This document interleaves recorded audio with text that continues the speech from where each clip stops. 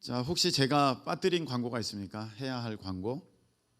네, 없으시면 우리 하나님의 말씀을 보겠습니다. 마가복음 4장입니다. 신약 성경 마가복음 4장 35절부터 41절까지 말씀입니다. 주보에는 38절 되어 있는데요. 35절부터 41절입니다.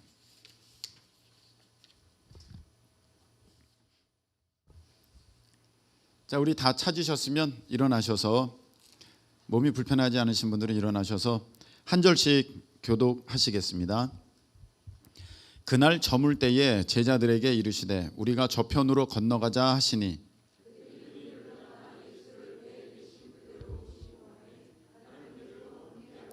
큰 광풍이 일어나며 물결이 배에 부딪혀 들어와 배에 가득하게 되었더라.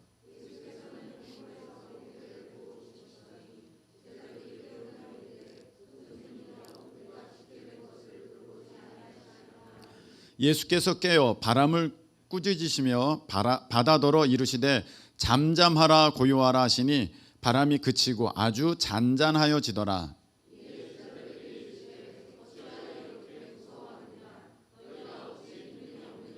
다 같이 그들이 심히 두려워하여 서로 말하되 그가 누구이기에 바람과 바다도 순종하는가 하였더라.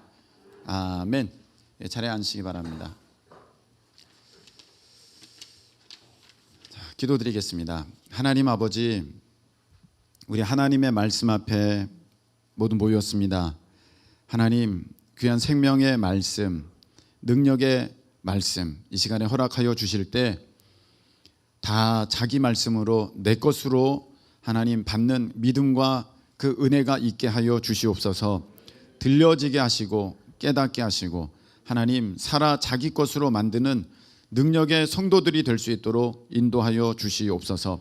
말씀 듣다가 다 고침받게 하시고 말씀 듣다가 문제 해결되게 하여 주시고 말씀을 통하여서 우리의 믿음이 우리 하나님을 기쁘시게 하는 장성한 분량으로 성장될 수 있도록 이 시간에 우리 하나님의 성령께서 친히 역사하여 주시옵소서. 예수님의 이름으로 간절히 기도하옵나이다. 아멘. 자, 한번 따라 하시겠습니다. 수준을 키워라. 수준을 키워라. 제가 만일에 어느 목사님들 모이는 그러한 장소를 한 명씩 각 교회에서 한 명씩 대동하고 이제 가야 하는 상황이라고 합시다.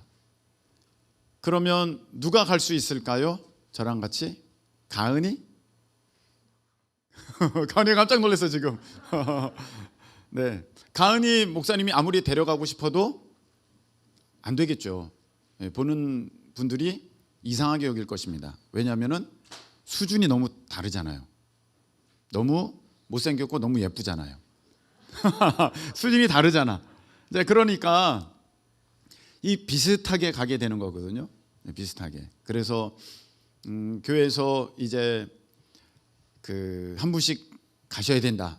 사모님 외에 한 분씩 가셔야 된다. 그러면 이제 뭐 장로님이시라든지 아니면 부목사님이시라든지 아니면 거기에 이제 목사님과 같이 이렇게 목사님을 섬기며 도우면서 있을 수 있는 그런 사람이 함께 하게 될 것입니다.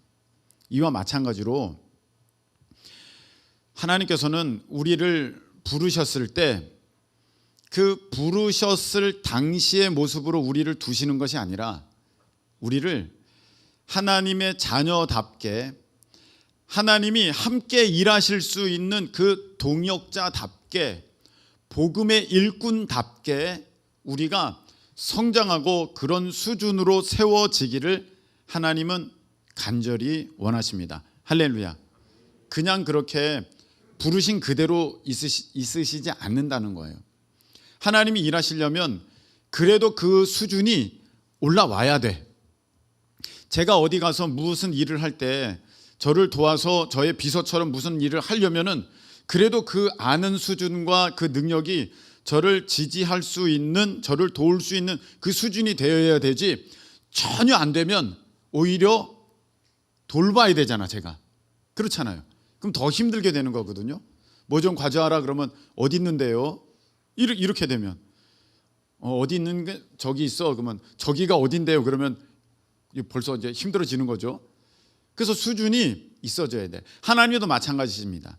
하나님께서 하나님의 일을 하시려고 할 때는 그 성도가, 그 하나님의 일꾼이 이제 그 수준이 올라와야 그 정도에 맞는 일을 하나님께서 시키시는 거거든요.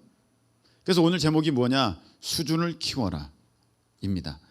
올 한 해 우리가 2022년도 새해가 시작되었는데 하나님께서 지난 해와는 다르게, 또 지난 수많은 날들과는 다르게 우리의 수준이 올라가서 하나님께서 더 수준 높은 일을 우리에게 맡기시는 그러한 역사가 있기를 예수님의 이름으로 축복합니다.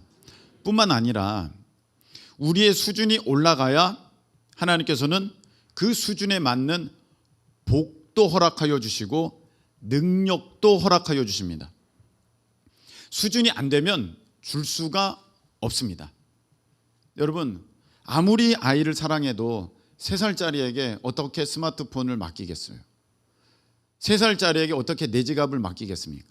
수준이 아직은 안 되거든.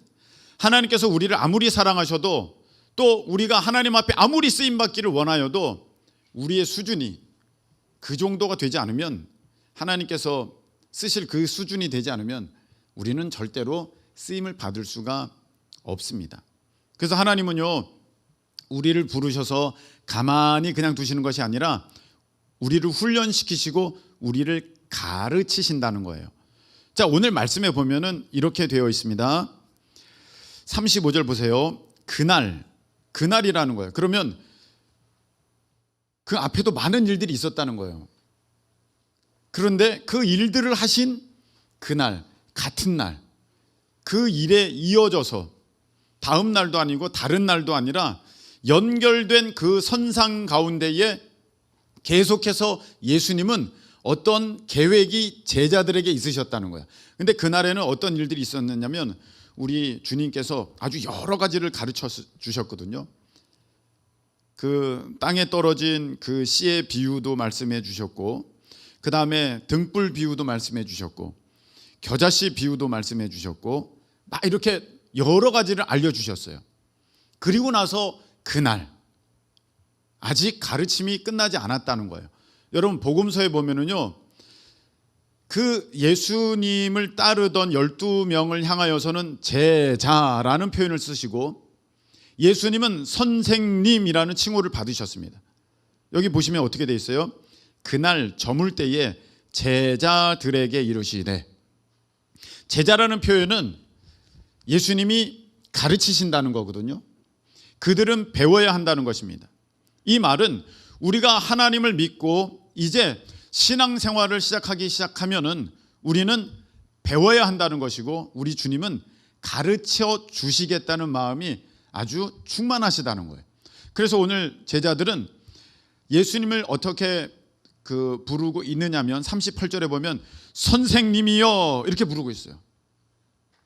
선생님과 이 제자의 단어를 통해서 우리가 받게 되는 신앙의 교훈은 무엇입니까? 우리는 배워야 하고 우리 주님은 가르쳐 주신다.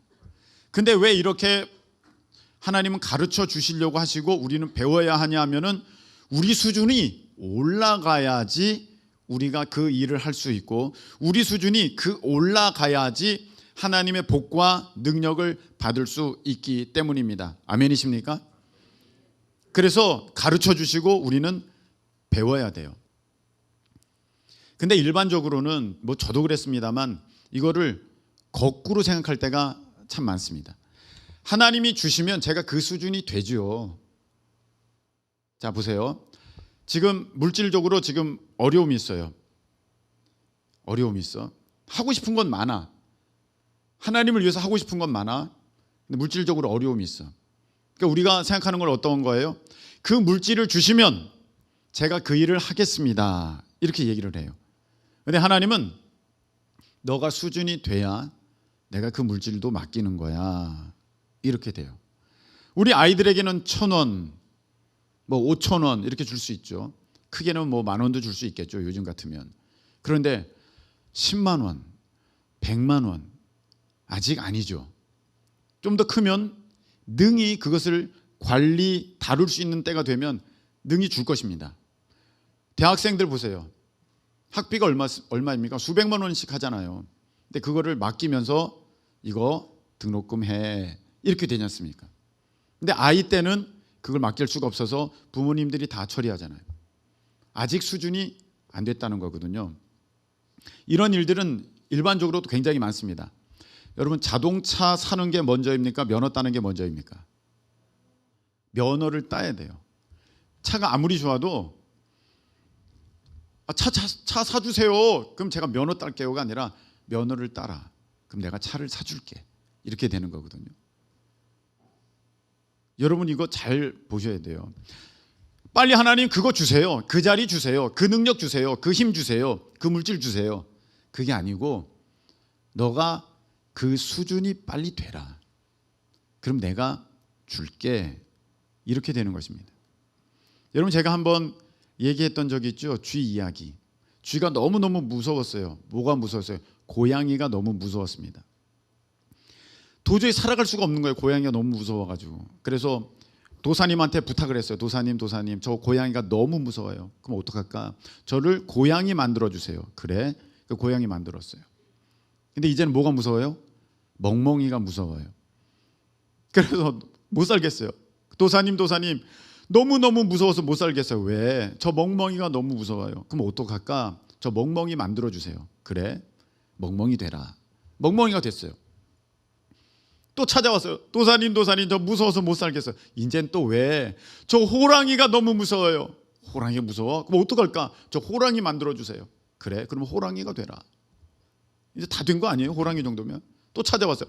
도사님, 저 큰일 났어요. 왜? 너무 무서워서 못 살겠어요. 뭐가 무서워? 저 사냥꾼이 너무 무서워요. 아이고, 사냥꾼이 너무 무서워. 어떻게 하면 될까? 저 사냥꾼 만들어주세요. 아, 그래? 사냥꾼 만들어주셨어요. 또 찾아왔어요. 도사님, 큰일 났어요. 저 무서워서 못 살겠어요. 아니, 또 왜? 너무 무서워요. 누가? 제 부인이요. 제 아내가 너무 무서워요. 그거 어떡할까? 저도 아내가 되게 해주세요. 그래, 너도 아내가 되라. 아내가 됐어요. 또 찾아왔어요. 도사님, 저 큰일 났어요. 너무 무서워요. 아니, 또 왜? 쥐가 너무 무서워요. 제가 부엌 들어가는데 쥐가 막 이렇게 다녀요. 너무 소스라치게 무서워요.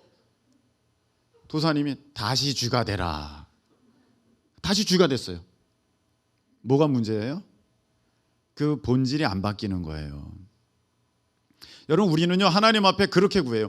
저 그게 되게 해주세요. 저 그 직장 가게 해주세요. 그 돈 벌게 해주세요. 그 위치 되게 해주세요. 그 문제 다 해결된 그 자리에 있게 해주세요. 근데 가만히 보세요. 어느 틈엔간 그 자리 됐거든요. 근데 나는 그렇게 여기질 못해요. 나는 해결됐다고 생각하지 못해. 똑같은 거예요. 이미 그만큼의 돈은 채워졌고, 그러니까 지금 살았잖아요, 여러분들. 그 문제는 해결됐고, 그러니까 여러분들 지금 살고 계시는 거잖아요. 근데 여전히 나는 똑같다고 생각해. 이 말이 무슨 말입니까? 내 수준이 안 바뀌었다는 거예요. 내가 그 자리에 가고 그게 나한테 있으면 해결될 줄 알았는데 이게 안 바뀌었다는 거예요. 수준이 올라가야 돼. 수준이 높아져야 돼. 할렐루야. 하나님께서는요, 요셉을 총리 만들어 두시고 너 총리야 이제부터 그렇게 하시고 총리 훈련을 시키신 게 아니에요. 하나님은 요셉을 부르셔서 먼저 보디발 장군 집에서 종살이 하면서 이 살림을 다루는 걸 배우게 하시고, 그 다음에 감옥에 가게 하셔서 거기서 옥살이 하면서 정치력을 키우게 하셨습니다. 이걸 다 갖게 되었을 때에, 수준이 되었을 때에, 자, 이제 너가 총리가 되어서 애굽뿐 아니라 그 인근에 다 지금 배고파서 힘들어하는 사람을 너가 다 먹여 살려라. 하나님이 그렇게 딱 맡겨주시는 거거든요.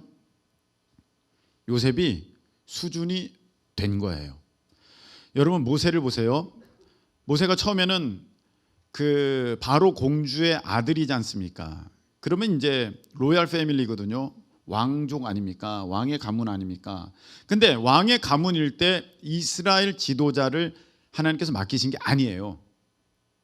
거기서 오히려 나와서 그 미디안 광야에 가가지고 쫓겨난 거죠. 도망간 거죠. 자기가 그 병사를 죽이고 이제 그게 들통이 나서 도망갔단 말입니다.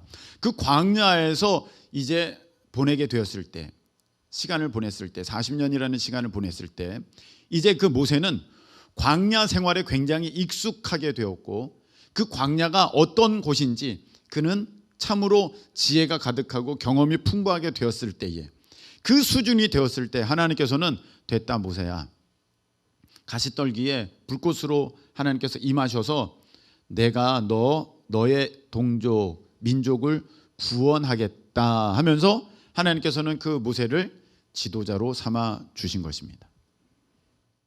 여러분, 하나님의 법칙은 틀림없어요. 공의의 하나님이시라는 것은 내 개인적인 사정 때문에 하나님의 법칙을 바꾸시지 않는다는 거예요. 그 말은 하나님께서 정하신 것이 있으면 내가 거기에 맞춰야 한다는 것입니다. 공의의 하나님이라는 것은 바로 그런 말씀이에요. 내가 이제 맞춰야 돼. 그럼 하나님께서 원하시는 것은 무엇입니까?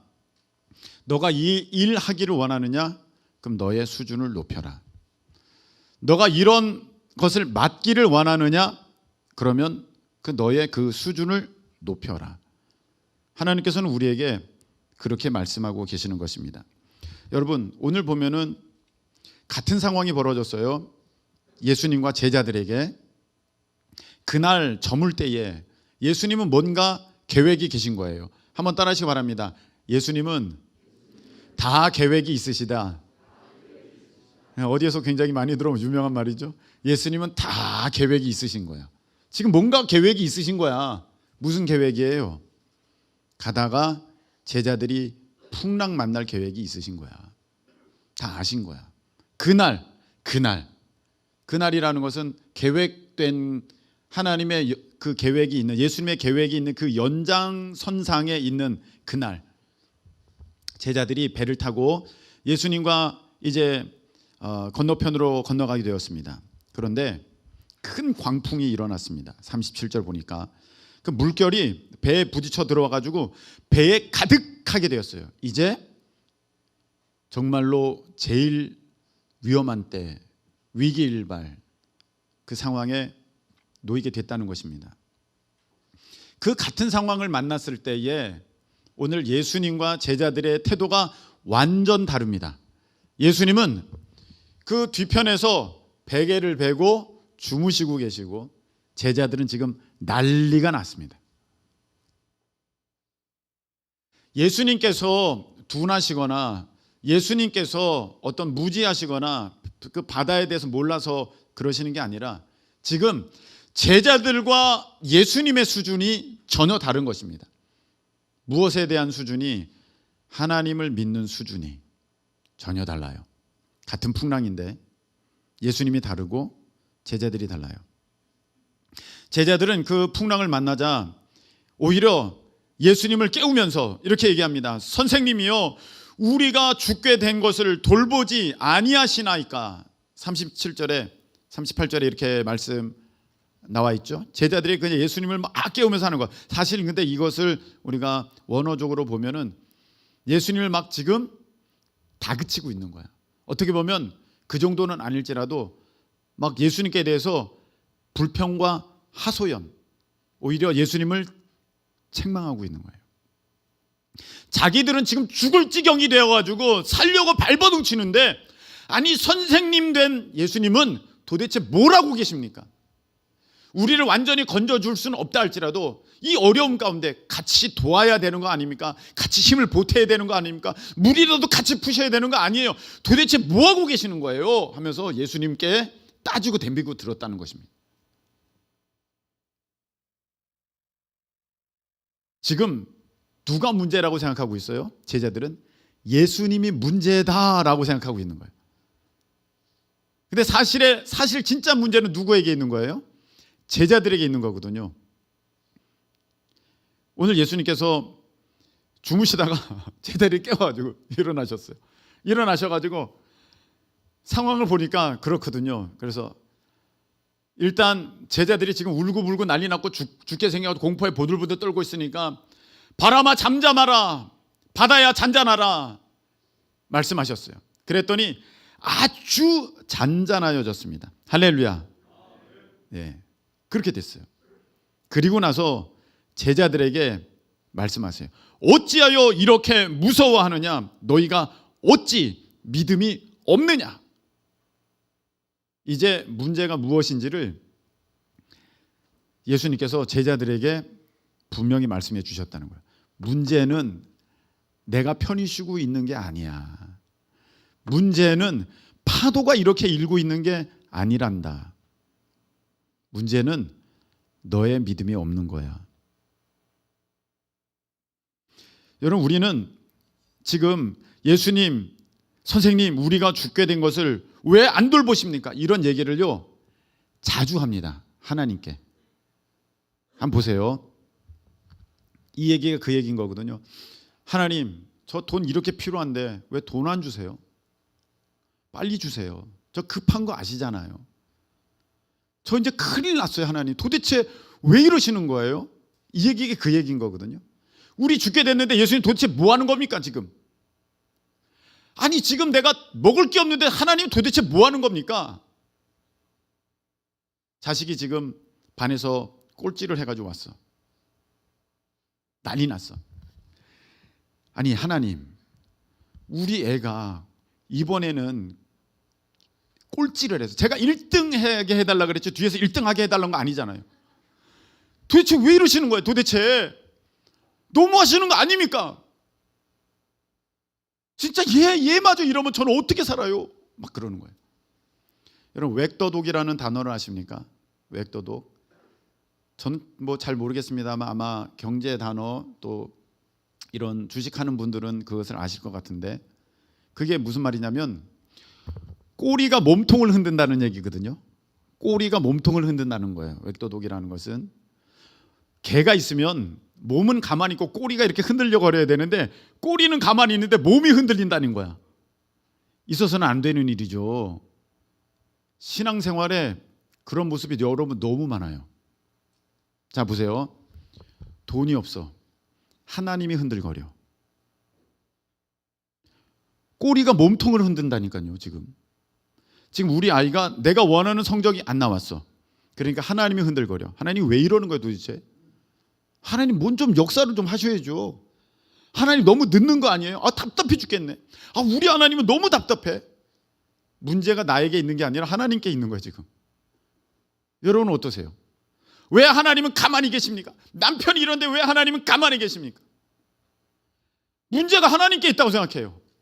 사실은 문제는 지금 제자들에게 있는 것이고 문제는 믿음 없는 나에게 있는 것인데, 왜 나는 이 문제 안 해결해 주죠? 하나님 답답해도 너무 답답해. 저도 옛날에 그런 얘기 많이 했거든요. 와, 우리 하나님은 너무 답답한 하나님이야. 답답해도 너무 답답해. 왜 이렇게 안 들어주셔? 맨날 인내하라고만 하지. 그래서 저는 하나님이 속 답답한 분인 줄 알았어요. 문제는 내게 있는 거예요. 내가 꼬리가 몸통을 흔들고 있어.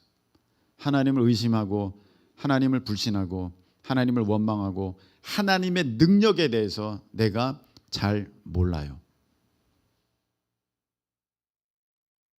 오늘 예수님은 제자들에게 무엇을 경험하게 하셨습니까? 파도, 큰 풍랑. 예수님은 다 계획이 있으셨어요. 하나님은 여러분에게 무엇을 지금 경험하게 하십니까? 돈의 큰 풍랑, 자식의 큰 풍랑, 관계의 큰 풍랑, 미래에 대한 큰 풍랑. 죽을 것 같아. 지금 물이 가득 찼어. 와, 이제 곧 빠져 죽게 생겼네. 그때의 여러분의 모습입니다. 여러분의 모습은 하나님을 믿기에 예수님처럼 평안하신 모습입니까? 아니면 제자들처럼 이제 죽겠다고 아우성 치면서 왜 안 하십니까? 라고 지금 책임을 하나님께 돌리고 계십니까?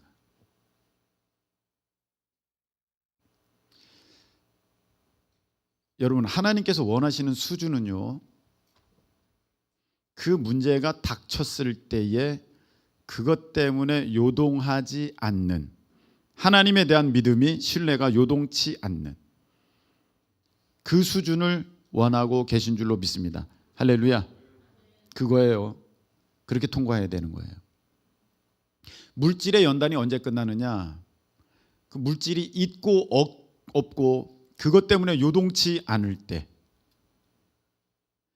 여러분, 그 사람 간의 관계가 언제 끝나느냐? 그 문제를 하나님 앞에 맡겨 드릴 때.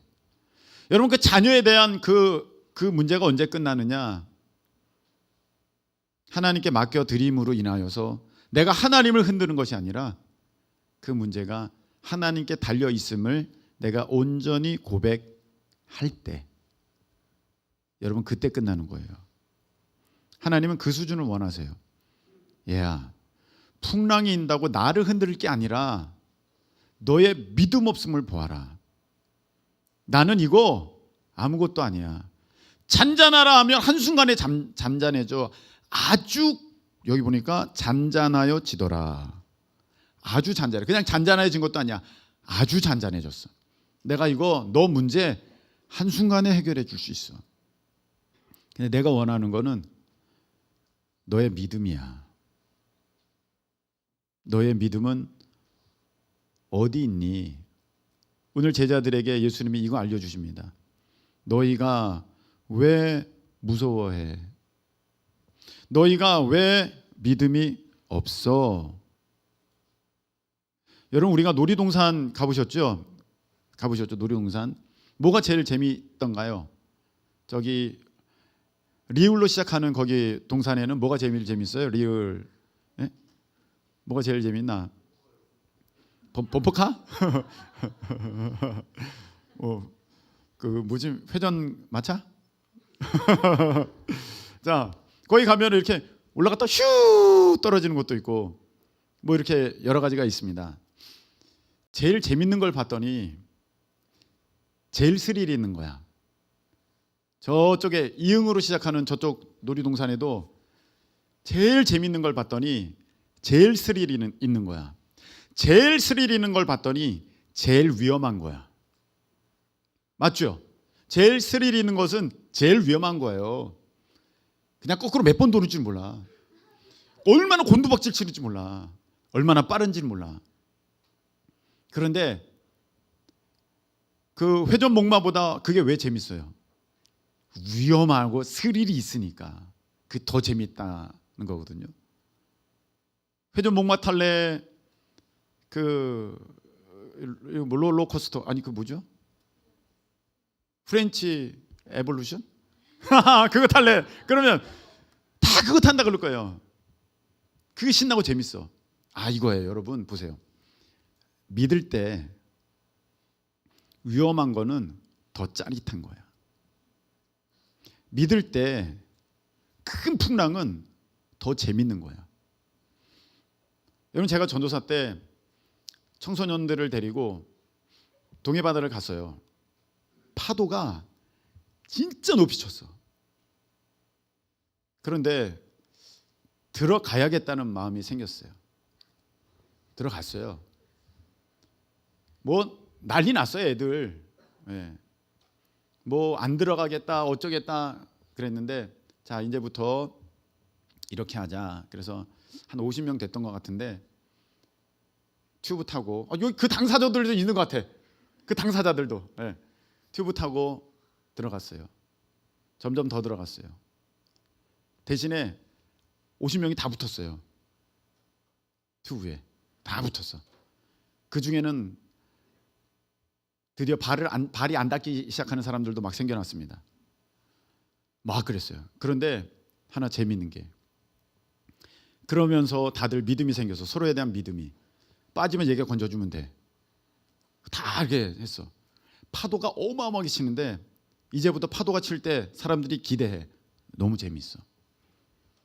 그 전까지는 파도가 무서웠는데 이제 이곳에 빠져 죽지 않는다는 그 신뢰가 생기니까, 확신이 생기니까 파도 치는 게 너무 재밌어. 제가 지금까지 살면서 물놀이 했던 그 물놀이 중에 제일 재밌었어요. 여러분, 인생에 큰 파도가 칠 때 하나님을 믿는 믿음이 충만한다면 여러분들은 예수님처럼 주무실 수가 있는 거예요. 어려움이 있을 때 잠자는 것도요, 믿음 있어야 자겠더라고요. 제가 보니까 그냥 조금만 지금 걱정 있으면 잠을 못 자요. 제가 곽선희 목사님께 배울 때 그 목사님이 이런 에피소드를 말씀해 주셨어요. 교회에 큰 문제가 생겼습니다. 압구정 소망교회에 큰 문제가 생겼어요. 근데 그 문제 가운데 목사님도 연루가 됐어.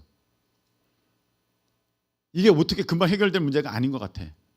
장로님들이 지금 조금 화가 났어. 그래서 지금 목사님께 여럿이 따지러 왔어. 이건 뭐 답이 없어.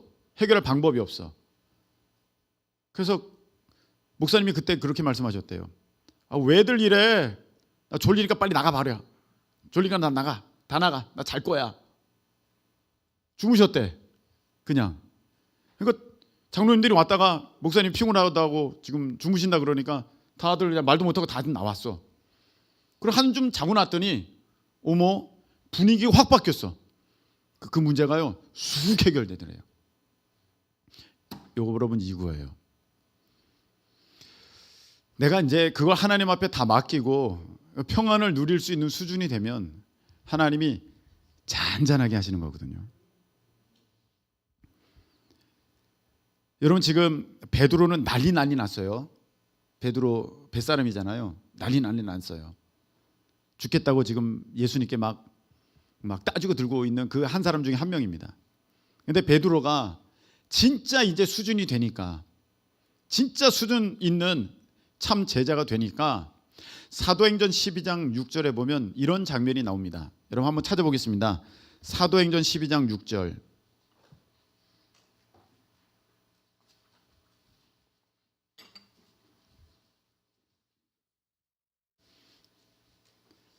자, 사도행전 12장 6절 보겠습니다. 다 같이 자 읽겠습니다. 시작. 헤롯이 잡아내려고 하는 그 전날 밤에 베드로가 두 군인 틈에서 두 쇠사슬에 매어 누워 자는데 파수꾼들이 문 밖에서 옥을 지키더니 아멘 이렇게 돼 있어요. 여러분, 이때가 언제냐면은 예수님의 그 이제 제자였던 야고보가 순교를 당했어. 헤롯이 죽였어요. 그러니까 유대인들이 너무 좋아했어요. 그걸 보면서 유대인들에게 인기를 얻으려고 이번에는 누구를 죽이면 될까 해가지고 딱 잡은 사람이 베드로야. 제자들 중에 어떻게 보면 으뜸되는 제자를 할 수 있지 않습니까? 딱 잡았어. 그리고 이제 죽이기로 했어요. 그 말씀은 헤롯이 잡아내려고 하는 그 전날 밤에, 내일이면 베드로는 죽어. 내일이 죽는 날이야. 베드로는 내일 끝나는 거예요. 근데 정작 베드로는 지금 뭐 하고 있어요? 자고 있어요. 수준이 달라졌어요. 베드로의 수준이. 내일 죽어요. 여러분, 그런 건 좀 그런가? 어떻게 잠을 잘 수가 있겠어요? 내일 큰일이 벌어진다면 어떻게 잠을 자요? 베드로는 잠을 자요. 와, 수준이 올라갔어. 예수님 같지는 않는다 할지라도 그때 주무셨던 그 예수님의 모습처럼은 이제 된 거야. 수준이 올라갔어. 수준이 올라가니까 그 수준에 맞는 능력이 나타나는데 천사가 나타나서 그 감옥에 있는 베드로 이 묶인 걸 다 풀어주고 창살이 저절로 다 열려. 쇠창살이. 할렐루야. 그런 놀라운 기적이 그 수준에 맞게 일어난 줄로 믿습니다. 여러분, 이제 말씀을 맺으려고 하는데요. 오늘 우리 주님이 이렇게 말씀하세요. 너 왜 무서워해? 너 왜 아직도 믿음이 없어? 어찌 믿음이 없느냐? 이걸 원어적으로 보면 너 왜 아직도 믿음이 없어? 너 내가 지금까지 너와 함께 했잖아. 너 봤잖아. 이거보다 더 힘든 일도 있었잖아. 다 이겨왔잖아. 내가 잠잠케 했잖니 얘야. 근데 아직도 나를 못 믿겠니? 너 수준을 조금 키워다오. 내가 역사할게. 그 수준은 이제 그것에 대해서 더 이상 염려 걱정하지 않는 그 모습이에요. 여러분, 올 한 해 우리가 키울 것은 바로 이 믿음입니다. 이 믿음의 수준. 예수님께 귀신 들린 아이의 아버지가 왔습니다. 그 예수님께 이렇게 부탁합니다. 예수님, 무엇이든지 하실 수 있으면 뭐 좀 해보세요. 그때 예수님이 이 아이 아버지에게 말씀하시죠. 할 수 있거든이 무슨 말이냐. 믿는 자에게는 능히 하지 못할 일이 없느니라. 할렐루야. 이 말씀을 하십니다. 그리고 그 아버지가 참 지혜로운 분이야. 금방 깨달았어. 주여, 내가 믿습니다. 근데 잘 안 믿겨져. 나의 믿음 없는 것을 도와주세요. 이렇게 고백합니다.